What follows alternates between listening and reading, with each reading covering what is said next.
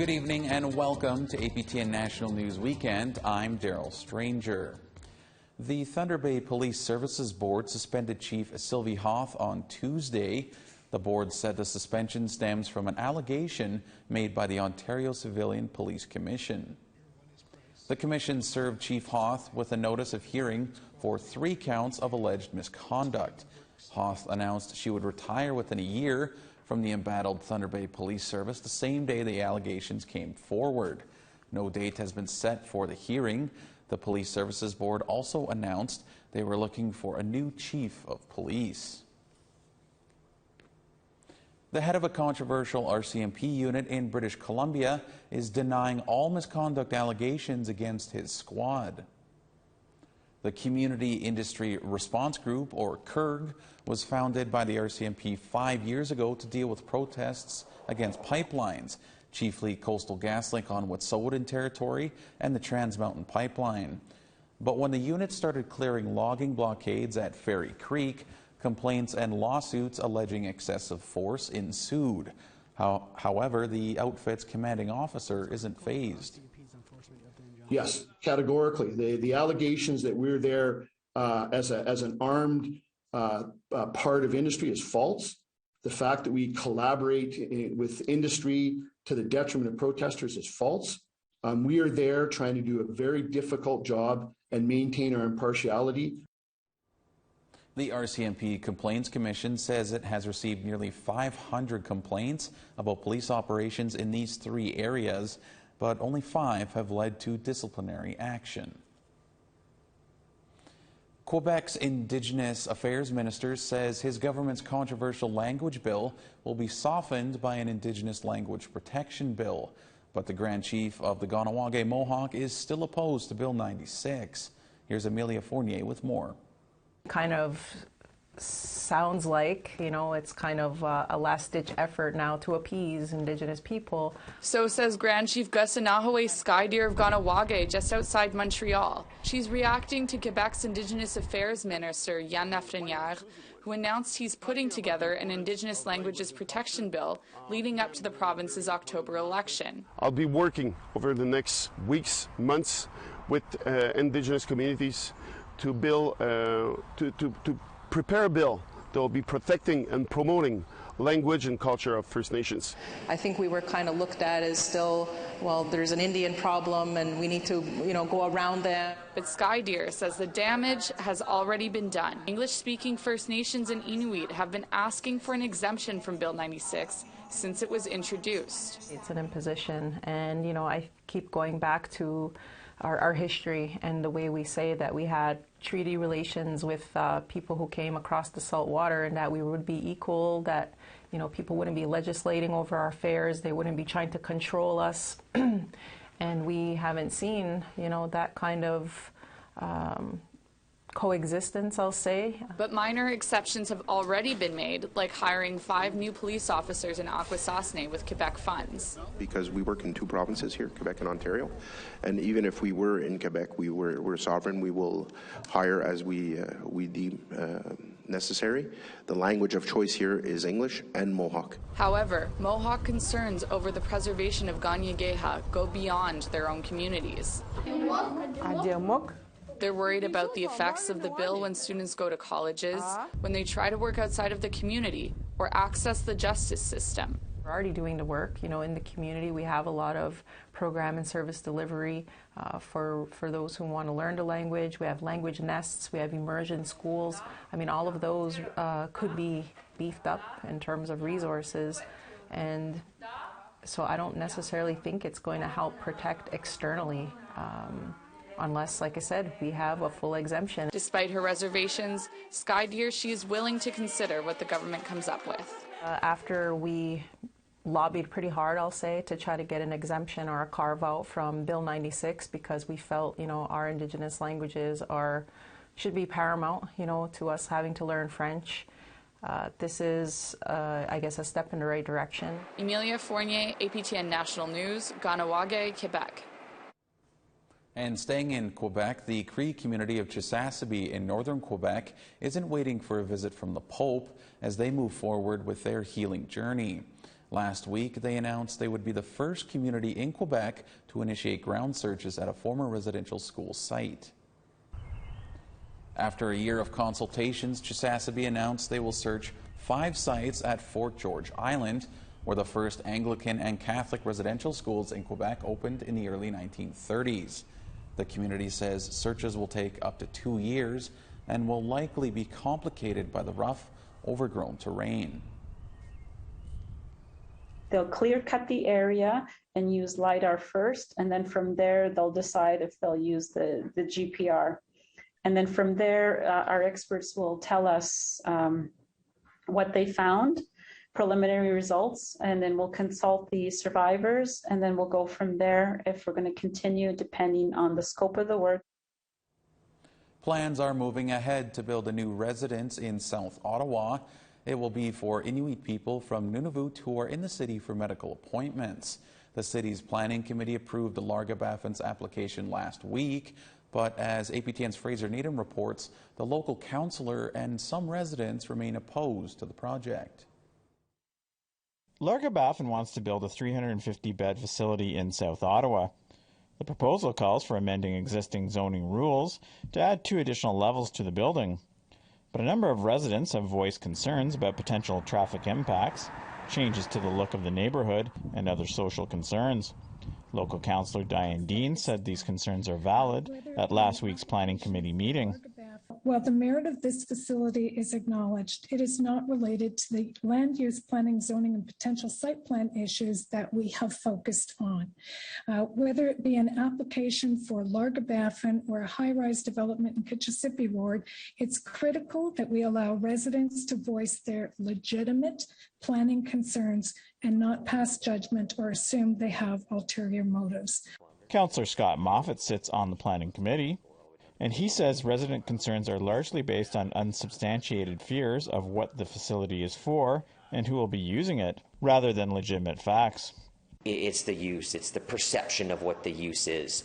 There's this belief that if you bring a certain population to your community, that it's going to change your community, that there's going to be higher crime rates, that there's going to be these things. And these are, I mean, just as someone who represents people, it's offensive to hear these things, that they think that just because this one use is going to be in your community, that you're going to have all these negative impacts. Moffat says it tends to be only certain types of development proposals that face this type of resident pushback, such as applications for group homes or women's shelters. And I think it's the fear of the unknown. It's a stigma that's attached to certain type of facility, a certain segment of the population. It's wildly unfair. It usually comes from a point of privilege. It usually comes from a point of entitlement, and they are scared of things that they don't know, and they oppose it on that belief. And instead of reaching out and understanding what it is, they just get more embedded into their fear of that, and they don't want that in their community. Deans had put forward a motion to defer consideration of Larga-Baffin's application until further study on potential impacts could be done, but it was defeated. And the Planning Committee voted unanimously to move the application forward. It will now go to City Council for a vote on July 6th. Fraser Needham, APTN National News, Ottawa. Fisheries and Oceans Canada issued 2-year renewals for fish farms outside of the Discovery Islands in British Columbia, but say they are committed to a transition away from all fish farms in the province by 2025. One Vancouver Island hereditary chief who opposes the fish farms believes the renewals are harmful to wild salmon stocks. APTN's Lee Wilson reports. 79 fish farm licenses on BC's coast are set to expire at the end of this month. Scientists and First Nations have raised concerns about open net pen Atlantic salmon farms in BC waters due to the risk posed to wild salmon populations. The Discovery Islands are a group of islands located between Vancouver Island and mainland BC. The fish farms there are controversial because most Fraser River salmon must pass the farms on their migration route. Last week, Fisheries and Oceans Canada announced the fish farm facilities operating outside of the Discovery Islands will receive 2-year renewals. Lakwatu Hereditary Chief George Quacksister says the fish farms outside of the Discovery Islands will still have a major impact on wild salmon. Chief Quacksister Jr. believes the current salmon runs are critical for rebuilding salmon stocks, and the renewals are a risk. All the way up Fort Hardy way, they take a huge toll on the baby fish. There's people up and on those farms when baby sockeye are rocking out, and those pens were just tons of baby sockeye in the pens, you know what I mean? So basically, it's all salmon farms do the same harm as the Discovery Island. In a statement, the DFO added there will be stricter rules and requirements for fish farm licenses. The federal government remained committed to transitions from fish farms on BC's coast, but will meet with governments, First Nations, and stakeholders. Wild Pacific salmon are an iconic keystone in British Columbia that are facing historic threats. Our government is taking action to protect and return wild salmon to abundance and ensure Canada as a global leader in sustainable aquaculture. Working together with First Nations, the province, industry, and British Columbians, we will transition the aquaculture industry to one which leads new technology while reducing or eliminating interactions with wild Pacific salmon. Fish farm operators and some of the First Nations in the territory the farms operate have expressed concerns about jobs if the licenses are not renewed. A joint statement released by Canadian Aquaculture Industry Alliance and the BC Salmon Farmers Association called these renewals a positive step. This announcement will give us an opportunity to work with all levels of government, including First Nations, to secure a future that will benefit Indigenous and non-Indigenous coastal communities and support the continuation and protection and restoration of wild Pacific salmon. DFO stated they will share their transition plan from open pen net fish farms in coming weeks. Hereditary Chief Quacksister Jr. fears government delaying removing all fish farm licenses will hurt First Nations way of life and all those who count on wild salmon. Like I say, I will never understand how the three governments want to wipe out all life on our BC coastal waters. They're destroying everybody's way of life and everything, not just First Nations. Lee Wilson, APTN National News, Kitimat. All right, we need to step aside for a short break, but when we come back, we'll speak with Winnipeg Free Press columnist Negan Sinclair about the upcoming Assembly First Nations Annual General Assembly.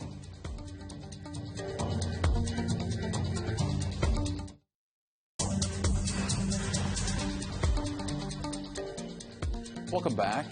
The Assembly of First Nations will meet next week for their annual general meeting, and though they've suspended and barred National Chief Roseanne Archibald, she maintains she will be there. We're joined by Negan Sinclair, a columnist for the Winnipeg Free Press, whose latest piece is about the AFN's upcoming AGA being a battleground.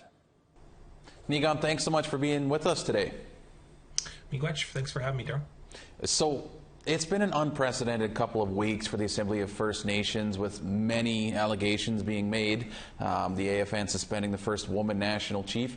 What's your take on what's been unfolding so far? So it's the biggest crisis in the 40-year history of the organization, and certainly the organization's slightly older, coming from the National Indian Brotherhood, but this is just a colossal embarrassment, and it's really a situation of a civil war, a democratically elected national chief who's been ousted rather unconstitutionally by staff and regional chiefs, and then regional chiefs who have allegations of corruption and by the national chief on the other side. All right, so we're less than a week away from the AFN's annual General Assembly, one that the AFN had said the national chief could not attend. At one point there was a resolution trying to overturn Archibald's election victory. What are you expecting at the AGA? Well, I'm hearing from sources, rather well-up sources within the regional chief circles, that there's an actual security firm that's being told to keep her out of the meeting itself. It will be not a good look. It'll be, so many of the non-Indigenous world wants to believe that our governments are corrupt, wants to believe that we're not capable of handling governmental affairs. So much of these stereotypes are going to be seen on so many levels this weekend. And it's really a colossal failure on both sides, particularly by the national chief to not be able to bring people onto the side of her vision. And then on the other side, the regional chiefs who seem to just not want change in any direction. The AFN has been moving more and more towards regional control by the regional chiefs. And of course, that was under the years of Perry Bellegarde. And it seems that the regional chiefs just don't want to give up that control. And so we've really got a logjam situation. I just don't know a solution here other than a court battle. Now, Negan, you wrote in your column this week that this, quote, is an embarrassment and stain on what is supposed to be one of the most important Indigenous political organizations in the country, end quotes. Now, do you think there will be long-term harm to the credibility, of the AFN? Well, it's not only harmful and, of course, embarrassing, but this was supposed to be the most progressive year in the AFN history. The first elected female national chief who had come in promising to provide transparency for the organization, to restructure what really has become an irrelevant old boys club in so many different ways. And the fact is that communities don't really get any representation in the AFN, never have, but particularly so in recent years when the national chief is working so closely with the federal government. Roseanne Archibald came in promising that that would change. And of course, a national chief position is always a weird position because you're really a spokesperson of a lobby group. You're not a government, you're a spokesperson. And so you're supposed to be able to work with people, and certainly Roseanne Archibald just hasn't been able to get people on her side.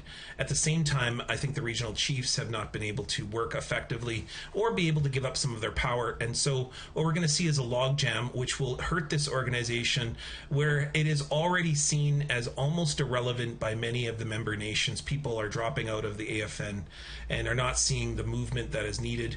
Certainly the autonomy and the movement towards sustainability, financial sustainability, to get away from governmental dollars and to start to stand on its own 2 feet as an organization. I mean, that's been the movement certainly of Métis National Council and the Manitoba Métis Federation as they've moved away from just relying on program dollars from the federal government.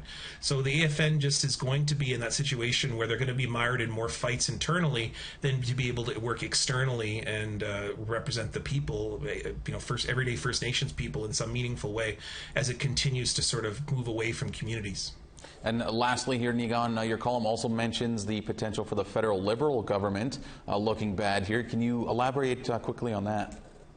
Yeah, I mean, the situation is always that the federal government needs the AFN more than the AFN needs the federal government. And what I mean by that is that the federal government doesn't have a partner. They don't have a dance partner when it comes to consultation or program delivery or just photo ops to deliver on major political policy. If the AFN were to fall apart, the federal Liberals would have nobody to participate with and to appear at meetings with, and they would have to go to individual chiefs on individual First Nations or regional chiefs organizations. And so what that means is if the AFN is mired in infighting, it just won't be able to participate with the federal Liberals, which is perhaps why it's been accused, certainly Perry Bellegarde and some of the regional chiefs, of being just outright representations of the Liberal Party within the AFN itself. And I point out in my column that it's really problematized when you have regional chiefs who are not democratically elected by other chiefs, especially at the chiefs at large at the AFN, more just in their regions. And they are stopping the movements from a democratically elected national chief, good, bad, great, ugly, whether they agree with them or not. It is the national chief. This is the organization. If you're to follow democracy, then you would follow the views of the national chief to try to provoke change. And the fact that the regional chiefs just won't move on that direction, and many of them are Liberal Party stalwarts, suggests that there is a real mingling between the Liberal Party and certain forces within the AFN that's highly problematic. All right, Negan, we'll have to leave it there. Certainly appreciate your thoughts on all this. Yeah, Miguel, thanks so much.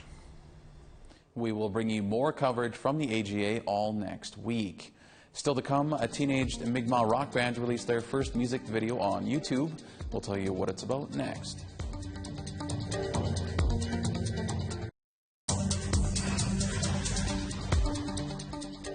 Welcome back to APTN National News Weekend. A teenaged Mi'kmaq rock band released their first music video on YouTube recently to raise awareness about a form of domestic violence that often remains hidden. Angel Moore has that story.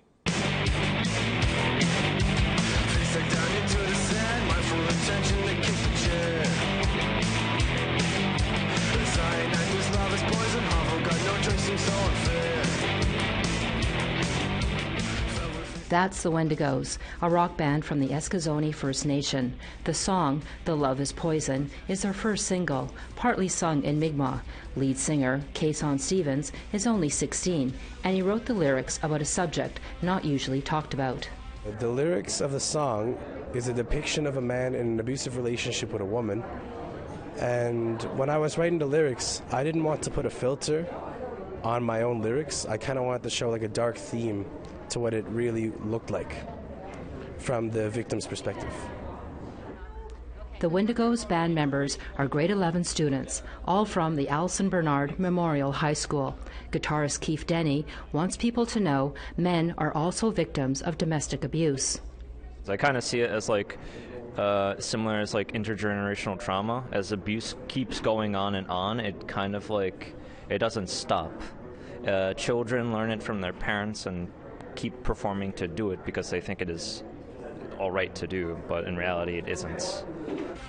According to the Office of the Federal Ombudsman website, 1 in 5 cases of intimate partner violence involves a male victim. But men are less likely to report to police, as some believe they'll be treated as a perpetrator.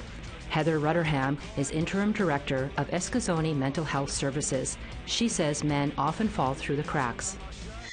Traditionally, proper support services for men and young boys who are victims of domestic violence have been lacking, and we aim to change this. If you or someone you know is dealing with domestic abuse, please reach out to us at Eskasoni Mental Health Services. We're here to help. APTN News caught up with the Mi'kmaq Rockers at one of the largest powwows in the Atlantic region, where they walked in the grand entry. Bassist Charlie Joe says people are supportive. Oh, it feels great. Actually, not hearing any bad comments about it. It's nothing but good, and it's real fun, you know. It's nice to hear. It's motivated me to do this more, and yeah, I'm just happy I got to work with these guys with me right now. They're just talented young men, and yeah, and I like the message of our song. And the video was released a week ago on YouTube and now has over 3,000 views.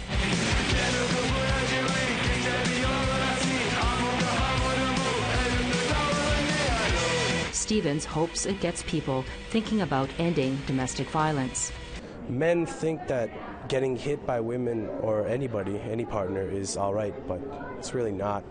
So along with the intergenerational trauma, I hope this song makes people think that it's not all right anymore, and this needs to stop.